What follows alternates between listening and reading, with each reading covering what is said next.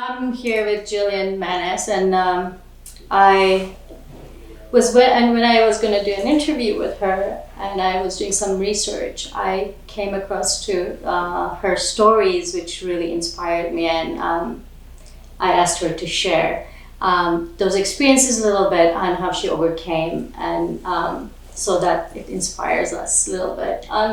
Before that, I really believe the idea of post-traumatic growth. We know that trauma can break people and affect us in a way that we become less after certain traumas. Mm-hmm. But certain people have coping mechanisms. Mm-hmm. They actually, when the trauma happens, their growth goes exponential because to overcome that, they need to change in such ways that they grow from that experience. Yes. And I'm really interested in those people who manage to overcome that and grow from that. My life motto is shit happens, turn it to fertilizer. I came up with that when I was in college, and since then it's been my thing. Like every time something bad happens, like, okay, there's a pile of shit here, what am I gonna do with this? And when I read your story, I thought you're, one of those people who have the couple piles. I've stepped in a couple of those piles. I've disintegrated into a couple of those piles. So I believe this as well, and I don't know the scientific sort of dynamics of why some people can, and perhaps you do, why some people can use trauma and use it as, in some ways, an accelerator and create fortitude from it, and why others cannot. I'm going to assume some of it has to do with their DNA, because as we know, our character was coded, right? Like 78% of who we are is really due to the composition of our DNA. And so there have been studies whereby they tell that nature versus nurture, 78% of who you are is nature, and only the rest, okay, is around 20% is around the nurture, around your environment. The good news is the nature helps us turn on and off. Yes, absolutely. I do believe, however, and that because people have often asked me, how is it that I, was beaten to basically a pulp by my significant other at that time, not my husband, it was a fiance, and then ended up in the hospital for months, and then ended up on the street homeless, which, as you know, is. Was this like a long period of time of domestic abuse, or just one? No, it was emotional abuse. And then I realized he was an alcoholic, which I didn't know. This is an interesting story. So what happened is, he was a very, what I could say, one of the hierarchy in a foreign country.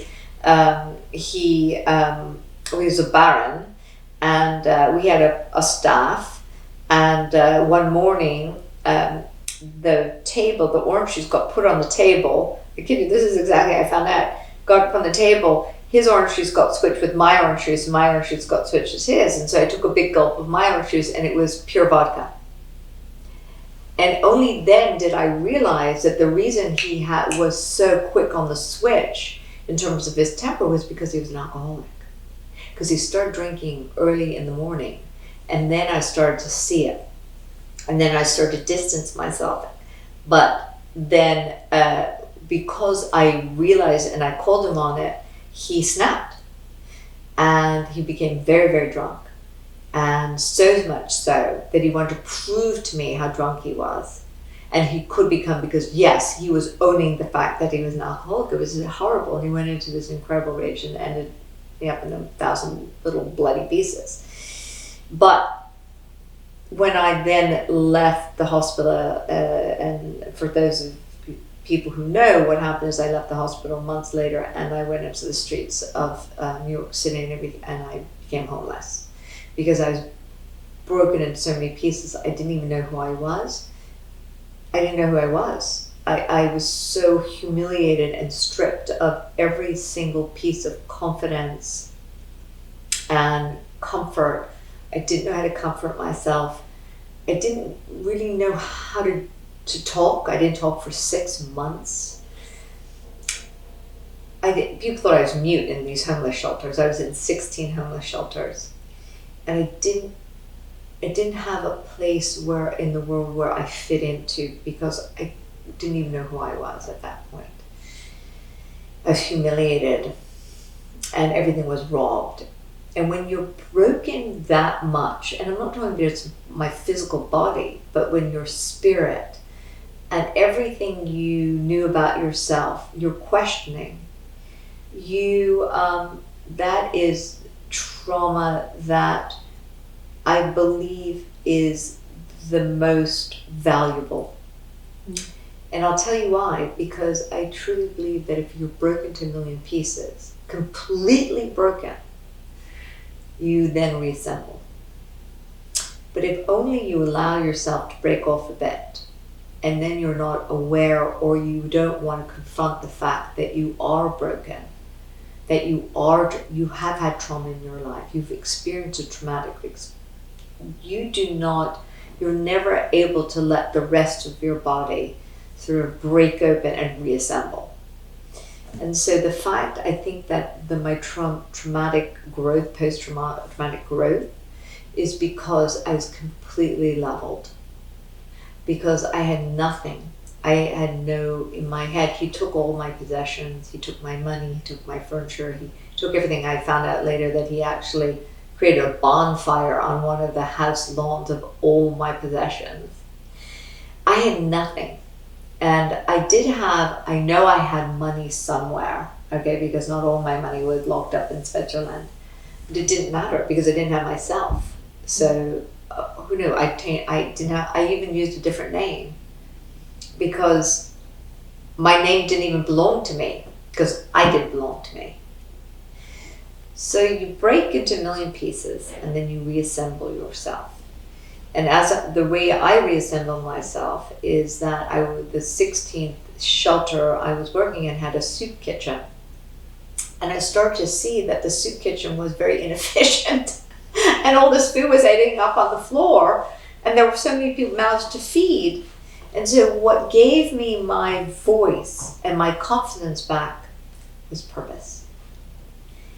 And then I created a talk track with all the homeless people in the shelter, and I gave them each wrote out on little pieces of paper for everybody to go out into the community to acknowledge that they were dirty, that they probably did not look appealing or smell appealing, and you would say that and own it. Sir, knock knock knock on the salon door or the restaurant.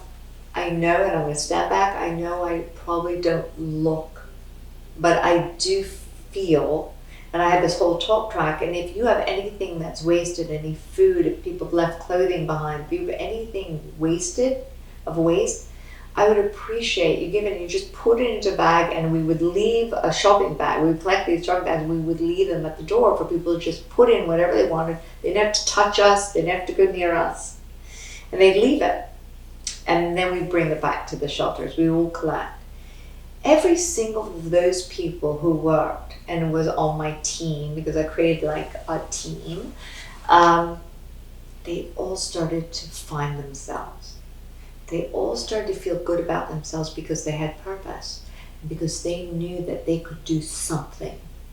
Instead of just feeling sorry for themselves, they actually came out of themselves to help all the other people.